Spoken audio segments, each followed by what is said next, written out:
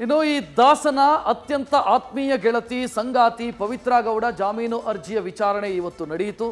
ನಿನ್ನೆ ಪವಿತ್ರ ಪರ ವಕೀಲರು ವಾದ ಮಂಡಿಸಿದರು. ಇವತ್ತು ಅದಕ್ಕೆ ಎಸ್ಪಿಪಿ ಆಕ್ಷೇಪಣೆ ಸಲ್ಲಿಸಿದರು.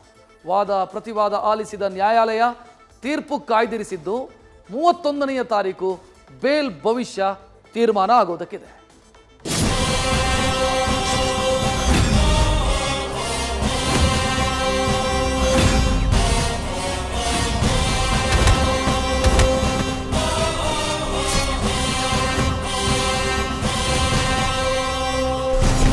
ಈ ಚಿಂಗಾರಿ ಅಗ್ರಹಾರವನ್ನೇ ಹೈಫೈ ರೆಸ್ಟೋರೆಂಟ್ ಮಾಡ್ಕೊಂಡಿದ್ದ. ಆದ್ರೆ ಈ ಚಿಂಗಾರಿಯ ಬಂಗಾರಿ ಹೇಗಿದ್ದಾಳಿ ಅನ್ನುವುದಕ್ಕೆ ಫೋಟೋ ಸ್ಫೋಟ ಆಗಬೇಕಷ್ಟೇ. ಅವನೇನೋ ಬಿರಿಯಾನಿ ದಮ್ ಹೊಡಿತಾ ಪಗರ್ದಸ್ತಾಗಿ ಕೊಬ್ಬಿದ ಗೋಳಿಯಾಗಿದ್ದಾನೆ. ಆದ್ರೆ ಆ ದಾಸನ ಈ ಡ್ಯಾಶು ಹೇಗಿದ್ದಾಳಿ ಎನ್ನುವುದೇ ಕುತೂಹಲ. ಅಂದ್ಹಾಗೆ ಇವತ್ತು ಕೂಡ ಪವಿತ್ರ ಗೌಡ ಬೇಲರ್ಜಿಯನ್ನ ಕೋರ್ಟ್ ವಿಚಾರಣೆ ಮಾಡಿದೆ.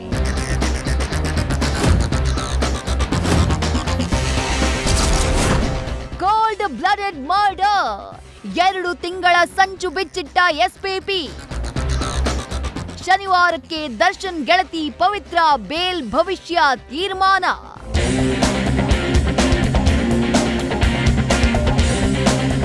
ರೀಲ್ಸ್ ರಾಣಿ ಕಾಟೇರನ ಕ್ಲಬ್ನ ಚೆಂದುಳ್ಳಿಗಾಗಿ ಹೆಣವಾಗಿ ಹೋದ ರೇಣುಕಾಸ್ವಾಮಿ ಕೇಸ್ ಕೊನೆಯ ಘಟ್ಟಕ್ಕೆ ಬರ್ತಾ ಇದೆ. ಚಾರ್ಜ್ ಶೀಟ್ ಸಲ್ಲಿಕೆಗೂ ಮೊದಲೇ ಪವಿತ್ರ ಜಾಮೀನಿಗೆ ಮೊರೆ ಇಟ್ಟಿದ್ದಾಳೆ.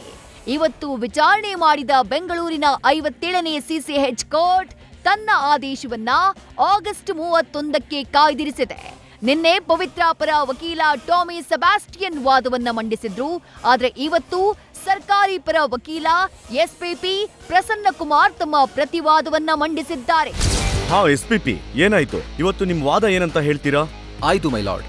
ಗೋ ಹೆಡ್. ಮೈ ಲಾರ್ಡ್, ಪಟ್ಟಣಗೆರೆ ಶೆಡ್ಗೆ ಬಂದಂತ ಎಲ್ಲರ ಗುರುತು ಪತ್ತೆಯಾಗಿದೆ. ಇಲ್ಲಿನ ಸೆಕ್ಯೂರಿಟಿ ಗಾರ್ಡ್ ಪ್ರತ್ಯಕ್ಷ ಸಾಕ್ಷಿಯಾಗಿದ್ದಾರೆ. ಅವರು ಎಲ್ಲರ ಗುರುತನ್ನ ಪತ್ತೆ ಮಾಡಿದ್ದಾರೆ. ಸರಿ, ಅದಾಯ್ತು. ಕೇಸಿಗೆ ಬನ್ನಿ. ಜಾಮೀನಿಗೆ ಆಕ್ಷೇಪಣೆ ಸಲ್ಲಿಸಿ. ನೆನ್ನೆ ಆರೋಪಿ ಪರ ವಕೀಲರು ಹೇಳಿದಂತೆ ಕೇಸ್ಗೆ ಸಂಬಂಧಪಟ್ಟಂತಹ FSL ವರದಿಗಳು ಈಗ ಬಂದಿದೆ. ಕೊಲೆಯಲ್ಲಿ ಆರೋಪಿಗಳು ಭಾಗಿಯಾಗಿರೋ ಬಗ್ಗೆ ಸಾಕ್ಷ್ಯಗಳು ಸಿಕ್ಕಿದೆ.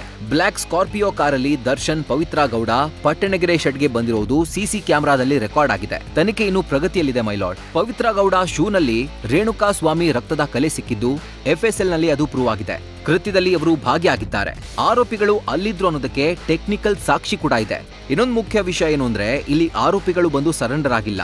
ಕೊಲೆಗೆ ಸುಮಾರು 2 ತಿಂಗಳ ಒಳಸಂಚು ನಡೆದಿದೆ. ಆತನ ಜೊತೆ ಚಾಟ್ ನಿಂದ ಹಿಡಿದು ಕರ್ತಂದು ಕೋಲ್ಡ್ ಬ್ಲಡೆಡ್ ಮರ್ಡರ್ ಮಾಡಿದ್ದಾರೆ.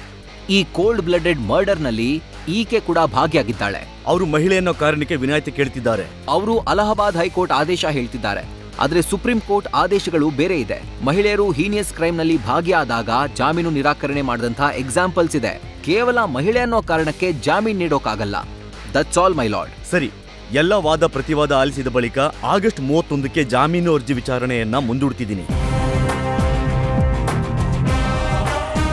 ಇನ್ನು ಪವಿತ್ರ ಗೌಡ ಜೊತೆ ಅನುಕುಮಾರ್, ವಿನಯ್, ಕೇಶವಮೂರ್ತಿ ಇವರ ಜಾಮೀನು ಅರ್ಜಿಗಳ ವಿಚಾರಣೆಯೂ ಆಯಿತು. ಎರಡೂ ಕಡೆಯ ವಾದ ಪ್ರತಿವಾದವನ್ನ ಆಲಿಸಿರುವಂತಹ ನ್ಯಾಯಾಲಯ ಪವಿತ್ರ ಗೌಡ ಹಾಗೂ ಅನುಕುಮಾರ್ ಜಾಮೀನು ಅರ್ಜಿಯ ಆದೇಶವನ್ನ ಆಗಸ್ಟ್ 31ಕ್ಕೆ ಕಾಯ್ದಿರಿಸಿದೆ. ಹಾಗೆ ವಿನಯ್ ಹಾಗೆ ಕೇಶವಮೂರ್ತಿ ಜಾಮೀನು ಅರ್ಜಿಯ ಆದೇಶವನ್ನ ಸೆಪ್ಟೆಂಬರ್ 2ಕ್ಕೆ ನಿಗದಿಪಡಿಸಿದೆ. ಜೊತೆಗೆ ಇನ್ನೂ 10 ದಿನಗಳಲ್ಲಿ ಕೋರ್ಟ್ಗೆ ಚಾರ್ಜ್ ಶೀಟ್ ಸಲ್ಲಿಕೆಯಾಗುತ್ತೆ ಎನ್ನುವಂತಹ ಮಾಹಿತಿಯೂ ಲಭ್ಯವಾಗಿದೆ.